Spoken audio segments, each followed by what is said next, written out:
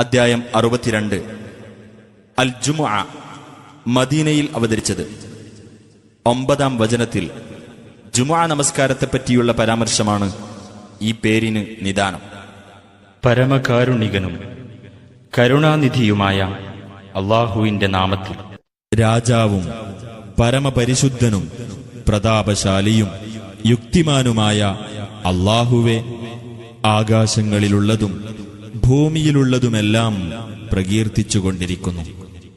അക്ഷരജ്ഞാനമില്ലാത്തവർക്കിടയിൽ തന്റെ ദൃഷ്ടാന്തങ്ങൾ അവർക്ക് വായിച്ചു കേൾപ്പിക്കുകയും അവരെ സംസ്കരിക്കുകയും അവർക്ക് വേദഗ്രന്ഥവും തത്വജ്ഞാനവും പഠിപ്പിക്കുകയും ചെയ്യാൻ അവരിൽ നിന്നു തന്നെയുള്ള ഒരു ദൂതനെ നിയോഗിച്ചവനാകുന്നു അവൻ. തീർച്ചയായും അവർ മുമ്പ് വ്യക്തമായ വഴികേടിലായിരുന്നു. അവരിൽപ്പെട്ട ഇനിയും അവരോടൊപ്പം വന്നു ചേർന്നിട്ടില്ലാത്ത മറ്റുള്ളവരിലേക്കും അദ്ദേഹത്തെ നിയോഗിച്ചിരിക്കുന്നു. അവനാകുന്നു പ്രതാപിയും യുക്തിമാനും. അത് അല്ലാഹുവിന്റെ അനുഗ്രഹമാകുന്നു. അവൻ ഉദ്ദേശിക്കുന്നവർക്ക് അവനത് നൽകുന്നു. അല്ലാഹു മഹത്തായ പ്രതിഫലം നൽകുന്നവനത്രേ. തൗറാത്ത് സ്വീകരിക്കാൻ ചുമതല ഏൽപ്പിക്കപ്പെടുകയും എന്നിട്ട് അത് ഏറ്റെടുക്കാതിരിക്കുകയും ചെയ്ത യഹൂദരുടെ ഉദാഹരണം ഗ്രന്ഥങ്ങൾ ചുമയ്ക്കുന്ന കഴുതയുടേതുപോലെയാകുന്നു. അല്ലാഹുവിന്റെ ദൃഷ്ടാന്തങ്ങൾ നിഷേധിച്ചു കളഞ്ഞ ജനങ്ങളുടെ ഉപമ എത്രയോ ചീത്ത. അക്രമികളായ ജനങ്ങളെ അല്ലാഹു സന്മാർഗത്തിലാക്കുകയില്ല. നബിയെ പറയുക, യഹൂദികളായുള്ളവരെ, മറ്റു മനുഷ്യരെ കൂടാതെ നിങ്ങൾ മാത്രം അല്ലാഹുവിന്റെ മിത്രങ്ങളാണെന്ന് നിങ്ങൾ വാദിക്കുകയാണെങ്കിൽ നിങ്ങൾ മരണം കൊതിക്കുക, നിങ്ങൾ സത്യവാൻമാരാണെങ്കിൽ. എന്നാൽ അവരുടെ കൈകൾ മുൻകൂട്ടി ചെയ്തു വെച്ചതിന്റെ ഫലമായി അവർ ഒരിക്കലും അത് കൊതിക്കുകയില്ല. അല്ലാഹു അക്രമകാരികളെപ്പറ്റി അറിവുള്ളവനാകുന്നു.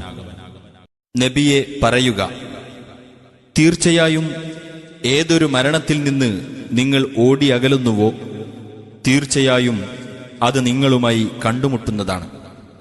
പിന്നീട് അദൃശ്യവും ദൃശ്യവും അറിയുന്നവന്റെ അടുക്കലേക്ക് നിങ്ങൾ മടക്കപ്പെടുകയും ചെയ്യും.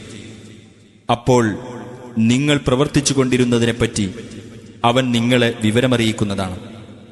സത്യവിശ്വാസികളെ, വെള്ളിയാഴ്ച നമസ്കാരത്തിന് വിളിക്കപ്പെട്ടാൽ അല്ലാഹുവെപ്പറ്റിയുള്ള സ്മരണയിലേക്ക് നിങ്ങൾ വേഗത്തിൽ വരികയും വ്യാപാരം ഒഴിവാക്കുകയും ചെയ്യുക. അതാണ് നിങ്ങൾക്ക് ഉത്തമം, നിങ്ങൾ കാര്യം മനസ്സിലാക്കുന്നുവെങ്കിൽ. അങ്ങനെ നമസ്കാരം നിർവഹിക്കപ്പെട്ടു കഴിഞ്ഞാൽ നിങ്ങൾ ഭൂമിയിൽ വ്യാപിച്ചുകൊള്ളുകയും അല്ലാഹുവിന്റെ അനുഗ്രഹത്തിൽ നിന്ന് തേടിക്കൊള്ളുകയും ചെയ്യുക. നിങ്ങൾ അല്ലാഹുവെ ധാരാളമായി ഓർക്കുകയും ചെയ്യുക. നിങ്ങൾ വിജയം പ്രാപിച്ചേക്കാം. അവർ ഒരു കച്ചവടമോ വിനോദമോ കണ്ടാൽ അവയുടെ അടുത്തേക്ക് പിരിഞ്ഞു പോകുകയും നിന്ന നിൽപ്പിൽ നിന്നെ വിട്ടേക്കുകയും ചെയ്യുന്നതാണ്. നീ പറയുക, അല്ലാഹുവിന്റെ അടുക്കലുള്ളത് വിനോദത്തെക്കാളും കച്ചവടത്തെക്കാളും ഉത്തമമാകുന്നു. അല്ലാഹു ഉപജീവനം നൽകുന്നവരിൽ ഏറ്റവും ഉത്തമനാകുന്നു.